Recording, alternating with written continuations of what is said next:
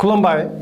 बेयो बड'लेण्ड इंखं टेलिभिजन दिनै 29 जुन 2021 मंगलबार खालि सानसेनि बरादखौ नोंथांमोननि खाथियाव लाबोदों आं सदानन्द दैमारिया।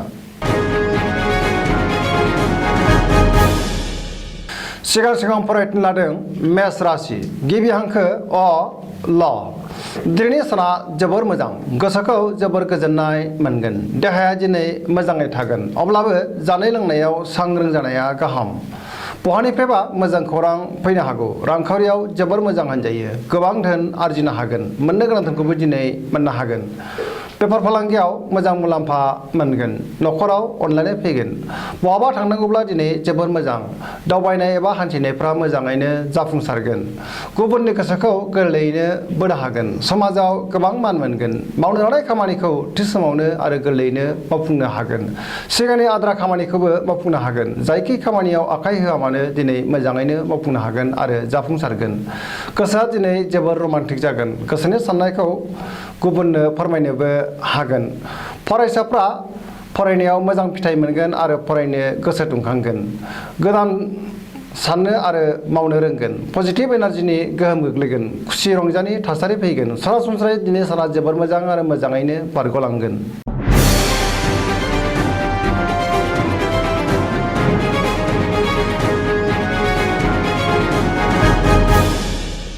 वृष राशि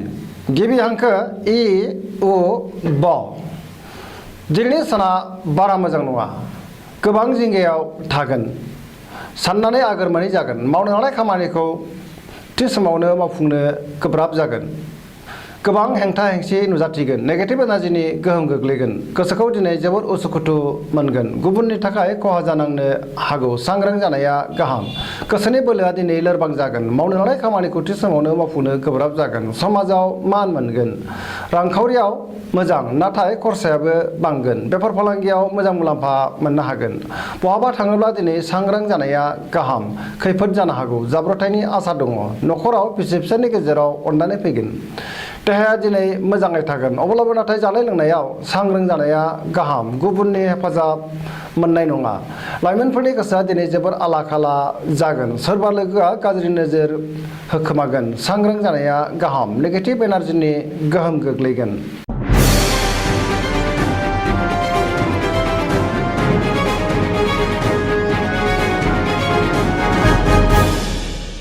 मिथुन राशि गिबि हांखो ख स दिनैनि साना जोबोर मोजां बयजोंबो अनसायजागोन आरो बाख्नायजागोन गुबुननिफ्राय माबा मोनसे बेसेन गोसा मुवा मोननो हागोन सोरबा लोगोनिफ्राय हेफाजाब मोननानै गोसोखौ दिनै जोबोर गोजोननाय मोनगोन देहाया मोजाङै थागोन अब्लाबो नाथाय जानाय लोंनायाव सांग्रां जानाया गाहाम रांखावरियाव जोबोर मोजां होनजायो मोननो गोनांखौ दिनै मोननो हागोन बेफार फालांगियाव मोजां मुलाम्फा मोनगोन न'खराव बिसि फिसायनि गेजेराव अनलायनाय फैगोन समाजाव गोबां मान मोनगोन गोसोनि बोलोआ बांगोन मावनो लानाय खामानिफोरखौबो थि समावनो आरो गोरलैयैनो मावफुंनो हागोन लाइमोनफोरनि गोसोआ दिनै जोबोर रमान्टिक जागोन आरो गावबा गावनि गोसोनि साननायखौ फोरमायलायनोबो हागोन फरायसाफ्रा फरायनायाव गोसो दुंखांगोन आरो मोजां फिथाइ मोनगोन गोसोनि साननाय आरो लुबैनायफोरा जाफुंसारगोन पजिटिभ एनार्जिनि गोहोम गोग्लैगोन बबेबा गोदान खामानियाव आखाइ होजेननो हागोन।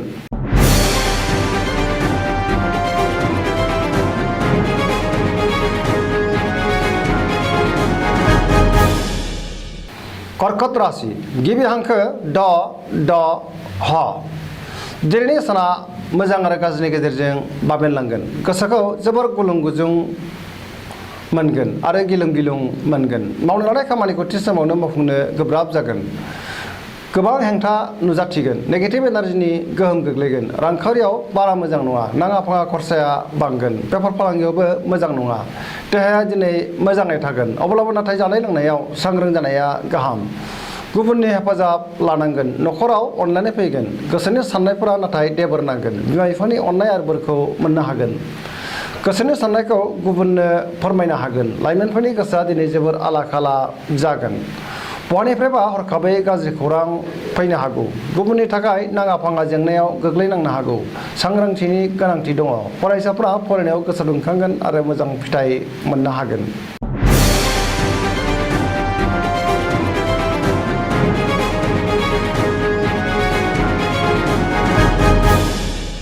सिंह राशि गिबि हांखो म ट दिनैनि साना जोबोर मोजां जेरावबो देरहासार जागोन गोसोनि बोलोआ बांगोन गोसोआव गोग्गो आरो गोथों साननाय फैगोन गोबां लोगोफोरनि अनसायनाय मोनगोन मावनो लानाय खामानिखौ थि समावनो आरो गोरलैयैनो मावफुंनो हागोन रांखावरियाव जोबोर मोजां होनजायो गोबां धोन आरजिनो हागोन बेफार फालांगियाव जोबोर मोजां मुलाम्फा मोनगोन सोरबा लोगोनि हेफाजाब मोनगोन न'खराव अनलायनाय फैगोन गोसोखौ दिनै जोबोर गोजोननाय मोनगोन गोसोआ जोबोर रमान्टिक जागोन आरो लाइमोनफोरनि गोसोआ रमान्टिक जानायनि उनाव गावबा गावनि गोसोनि साननायखौ फोरमायलायनोबो हागोन पजिटिभ एनार्जिनि गोहोम गोग्लैगोन मोनफ्रोमबो बिथिङाव जाफुंसारगोन सुथुरखौ दिनै गोरलैयैनो फेजेननो हागोन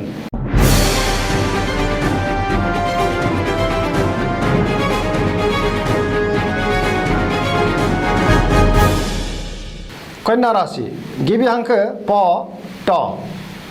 दिनैनि साना जोबोर मोजां माबा मोनसे मोजां मुवा मोननो हागौ गुबुनजों बाख्नाय जागोन गोसोखौ दिनै जोबोर गोजोननाय मोनगोन सुथुरखौ गोरलैयैनो फेजेननो हागोन गुबुननि गोसोखौ बोनो हागोन बहानिफ्रायबा मोजां खौरां फैनो हागौ रांखावरियाव जोबोर मोजां होनजायो आरजिनाय धोनखौ दोनथुमनो हागोन गोबां धोन आरजिनो हागोन मोननो गोनां धोनखौबो दिनै मोननो हागोन बेफार फालांगियाव मोजां मुलाम्फा मोनगोन देहाया दिनै मोजाङै थागोन अब्लाबो नाथाय जानाय लोंनायाव सांग्रां जानाया गाहाम न'खराव बिसि फिसायनि गेजेराव अनलायनाय फैगोन बिदा फंबायनि हेफाजाब मोनगोन सेंग्रा सिख्लाफ्रा गोसोखौ दिनै जोबोर रमान्टिक मोनगोन आरो गावबा गावनि गोसोनि साननायखौ फोरमायलायनोबो हागोन फरायसाफ्रा फरायनायाव गोसो दुंखांगोन आरो मोजां फिथाइ मोनगोन गोसोनि साननाय आरो लुबैनायफ्रा जाफुंसारगोन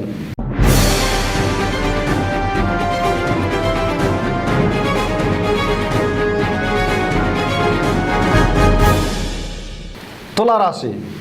गिबि हांखो र ट दिनैनि साना जोबोर मोजां गुबुननि अनसायनाय मोनगोन गोसोआ दिनै जोबोर रमान्टिक जागोन गोसोनि बोलोआ बांगोन गोबां धोन मोननो हागोन गोसोनि साननायफोरा जाफुंगोन मावनो लानाय खामानिखौ थि समावनो आरो गोरलैयैनो मावफुंनो हागोन देहाया दिनै मोजाङै थागोन रांखावरियाव जोबोर मोजां होनजायो मोननो गोनां धोनखौ दिनै मोननो हागोन न'खराव बिसि फिसायनि गेजेराव अनलायनाय फैगोन समाजाव गोबां मान मोनगोन बेफार फालांगियाव मोजां मुलाम्फा मोननो हागोन सोरबा लोगोनि हेफाजाब मोनगोन समाजाव बयजोंबो अनसायजागोन आरो अनजागोन पजिटिभ एनार्जिनि गोहोम गोग्लैगोन लाइमोनफ्रा गावबा गावनि गोसोनि साननायखौ फोरमायलायनो हागोन फरायसाफ्रा फरायनायाव गोसो दुंखांगोन आरो मोजां फिथाइ मोनगोन सरासनस्रायै दिनै साना जोबोर मोजां आरो मोजाङैनो बारग'लांगोन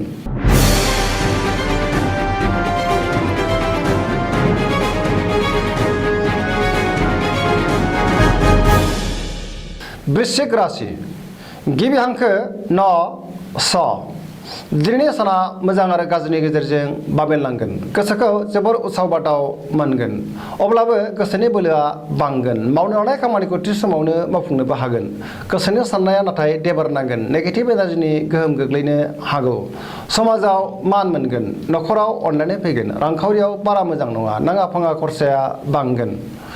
बेफार फालांगियाव खहा जानांनो हागौ देहाया दिनै बारा मोजां थानाय नङा मेंग्रुनाय मोनगोन गुबुननि हेफाजाब मोनगोन सोरनिबा सायाव सन्देह जागोन गुबुनखौ फोथायनो गोब्राब जागोन लाइमोनफोरनि गोसोआ दिनै जोबोर रमान्टिक जागोन आरो गावबा गावनि गोसोनि साननायखौ फोरमायलायनोबो हागोन फरायसाफ्रा फरायनायाव गोसो दुंखांगोन आरो मोजां फिथाइ मोनगोन धोरोमारि बिथिङाव गोसो दुंखांगोन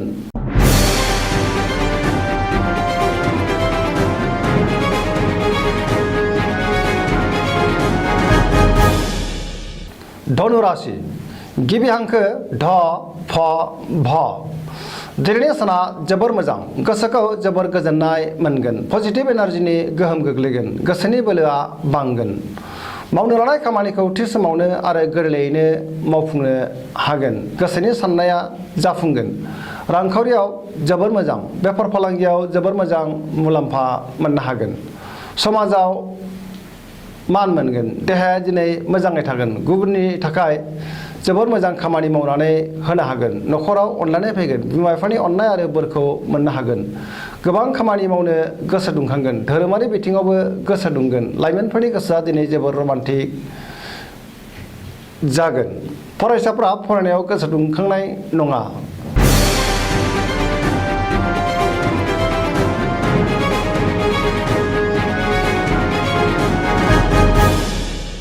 मकर राशि गिबि हांखो ख ज दिनैनि साना जोबोर मोजां गोसोनि साननायफ्रा जाफुंगोन गोसोनि बोलोआ बांगोन गोसोखौ जोबोर गोजोननाय मोनगोन पजिटिभ एनार्जिनि गोहोम गोग्लैगोन रांखावरियाव जोबोर मोजां होनजायो गोबां धोन आरजिनो हागोन मोननो गोनां धोनखौबो दिनै मोननो हागोन बेफार फालांगियाव मोजां मुलाम्फा मोनगोन न'खराव अनलायनाय फैगोन आरो गोजोन थासारि फैगोन बिदा फंबायनि हेफाजाब मोनगोन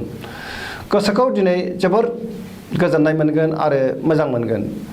गोसोनि साननायफोरा जाफुंसारगोन मोजां आरो गोग्गो साननो रोंगोन लाइमोनफोरा जोबोर रमान्टिक जागोन आरो गोसोनि साननायखौ फोरमायलायनो हागोन सरासनस्रायै दिनैनि साना जोबोर मोजां आरो मोजाङैनो बारग'लांगोन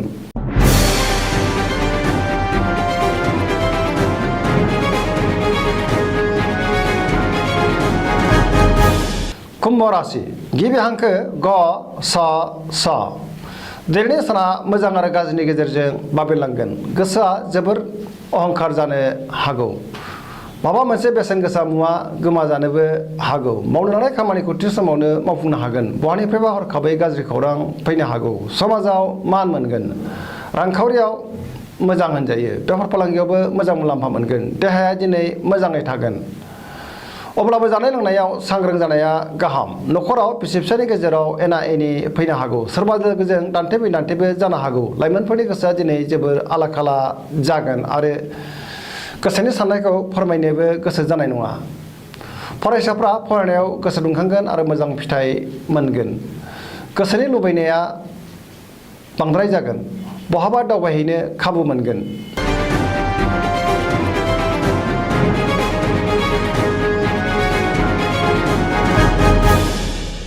मीन राशि गिबि हांखो ड स दिनैनि साना मोजां आरो गाज्रिनि गेजेरजों बाबेरलांगोन